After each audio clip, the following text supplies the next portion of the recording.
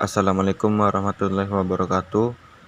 Perkenalkan, nama saya Muktafi bin Anwar Mustafa, Prodi Sistem Informasi semester 6 dari Fakultas Sains dan Teknologi. Pada kesempatan kali ini saya akan mempresentasikan mengenai transport oscillator. Jadi, apa itu oscillator? Nah, setiap komputer dalam jaringan memiliki cara berkomunikasinya masing-masing. Komputer bermerek A memiliki bahasa sendiri dan hanya bisa berkomunikasi dengan perangkat lain yang bermerek sama. Hal tersebut juga terjadi pada sistem jaringan, di mana pertukaran informasi antar jaringan tidak bisa terjalin dengan baik. Sementara, tentu saja proses komunikasi dibutuhkan tidak hanya oleh komputer dalam satu sistem jaringan tertentu. Maka, dibutuhkan standar khusus untuk memungkinkan komunikasi dapat terjalin secara menyeluruh. Oleh karena itulah, kemudian ISO menetapkan standar oscillator tentang protokol komunikasi untuk segala jenis sistem jaringan. Dari sini dapat disimpulkan bahwa oscillator adalah sebuah konsep yang memungkinkan pertukaran informasi terjadi antara berbagai jenis sistem komunikasi komputer dengan menggunakan protokol standar, yaitu TCP atau IP. Protokol sendiri merupakan format aturan tentang proses pertukaran informasi antar komputer menggunakan TCP dan IP. Apa itu TCP? TCP ialah Transmission Control Protocol, sedangkan IP adalah Internet Protocol. Nah, sementara IP adalah sistem alamat dalam jaringan internet yang dihubungkan oleh TCP. Lantas, apakah fungsi dari oscillator tersebut? Baik, pengembangan konsep oscillator sebenarnya ditujukan agar produsen komputer serta pengembang jaringan dan perangkat lunak dapat membuat produk yang bisa saling terhubung tanpa memaksa pengguna melakukan usaha lebih. Dalam perjalanannya, para produsen komputer dan pengembang jaringan internet tidak menerapkan protokol model oscillator secara baku. Pasalnya, tidak semua proses komunikasi memerlukan prosedur oscillator karena dapat menggunakan protokol yang lebih sederhana. Namun, konsep oscillator tidak serta-merta ditinggalkan begitu saja. Mode prosedur ini masih banyak digunakan, terutama dalam melacak permasalahan yang mengakibatkan gagalnya fungsi jaringan, sehingga kemudian dapat diatasi dan komunikasi berjalan normal kembali.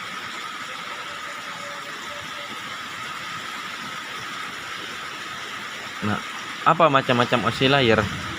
Yang pertama ialah aplikasi, kemudian presentasi, kemudian sesi, dan yang keempat transport, yang kelima adalah network, keenam data link, dan yang terakhir ialah physical.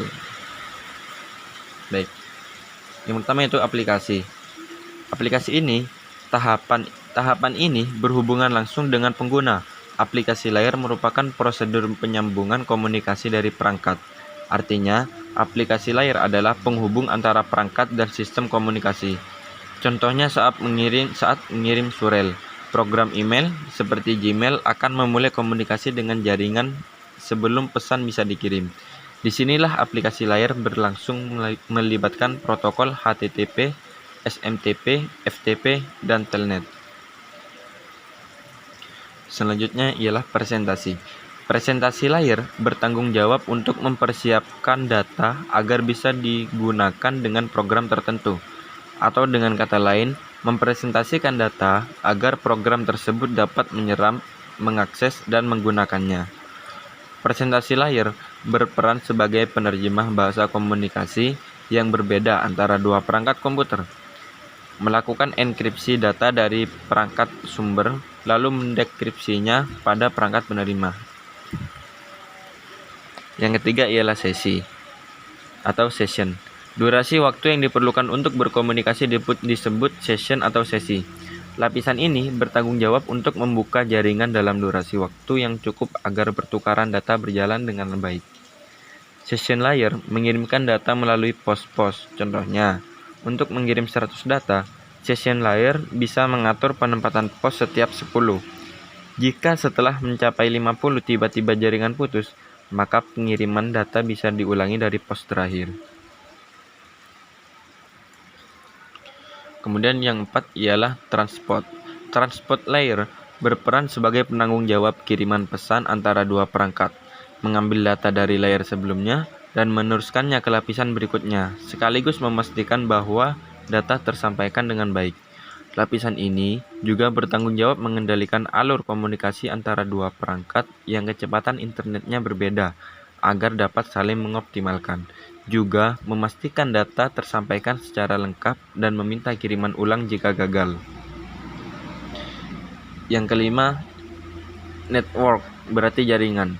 Dalam hal ini, network layer bertugas untuk memberikan jalur sebagai fasilitas bagi proses pertukaran informasi antara dua jaringan berbeda.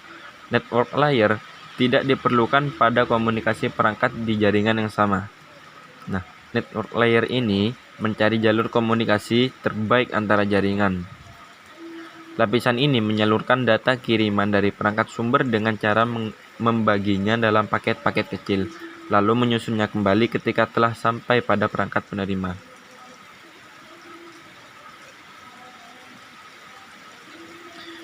Baik, yang keenam, data link. Jika network layer adalah penyalur informasi antar jaringan, data link merupakan pemberi jalur komunikasi di dalam jaringan yang sama. Tugas-tugasnya hampir sama dengan network layer dan transport layer, hanya saja internal dalam satu jaringan. Dan yang terakhir ialah physical.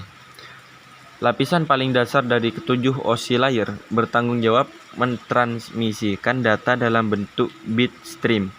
Physical layer mencakup segala peranti pertukaran informasi yang dimiliki oleh dua perangkat yang melakukannya, termasuk kabel dan tombol-tombol.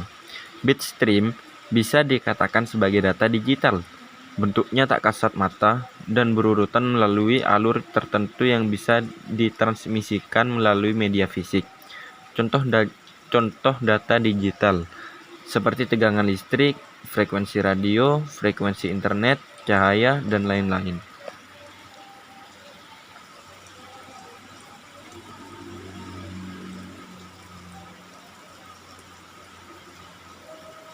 Nah,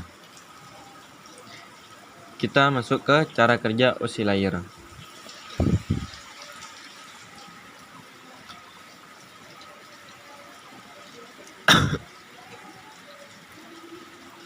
Berikut sudah ada aplikasi, transport, network, data link, dan physical.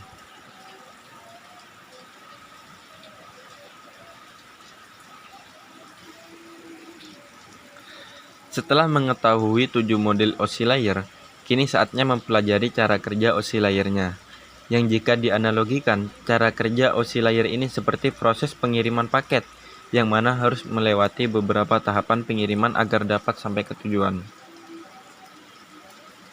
Yang pertama yaitu aplikasi layer akan mentransfer data yang dikirimkan oleh user untuk perangkat penerima.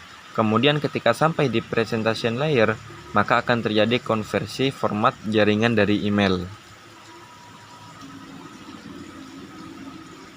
Lalu, session layer bertugas menjembatani transmisi data ke seluruh pengiriman hingga selesai. Kemudian, sesampainya di transport layer, data akan dipecah menjadi beberapa bagian kemudian disatukan kembali setelah sampai ke tujuannya. Selanjutnya, network layer akan mencarikan rute jaringan terbaik agar data bisa tersampaikan dengan benar.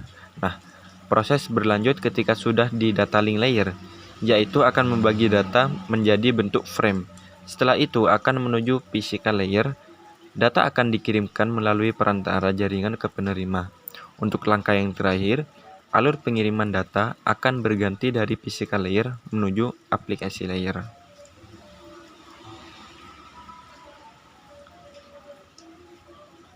Nah, kesimpulannya, OSI layer adalah sebuah standar konseptual jaringan yang membuat kita akhirnya dapat berkomunikasi satu sama lain. Selain itu, OSI juga bermanfaat untuk mendeteksi masalah jaringan yang terjadi. Masalah jaringan dapat diketahui jika menerapkan pengecekan di tiap-tiap layer. Dengan begitu, kita bisa menghemat waktu untuk dapat menyelesaikan masalah jaringan yang ada.